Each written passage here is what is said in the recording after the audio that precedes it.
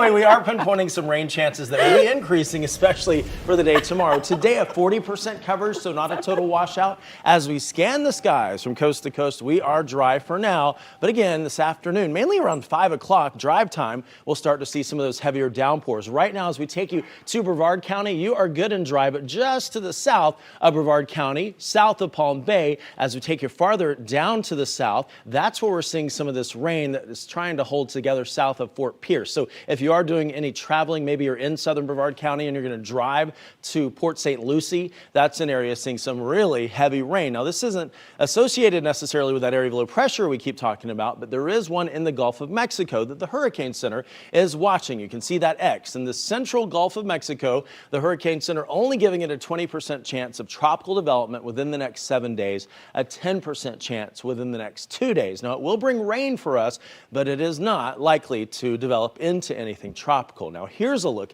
at your pinpoint accurate forecast. Sponsored by Strata Air Conditioning and Heating. AC emergency? You ought to call Strata. So today's coverage increases as we go through the day. By 3 p.m., Volusia County still in school. So at the bus stop for Volusia, a 30% coverage. So certainly not a washout, but make sure the kids do have a poncho in the backpack. If they have after school activities, maybe soccer practice, I think most of that should be coming to an end as this is the last week of school for Volusia.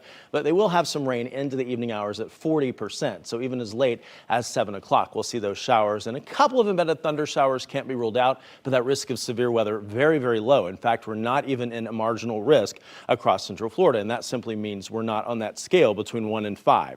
1 being a marginal risk. We're not even there. We're below that. So that means we'll see some rain, but no big risk of strong storms. There's the rain by 3 p.m.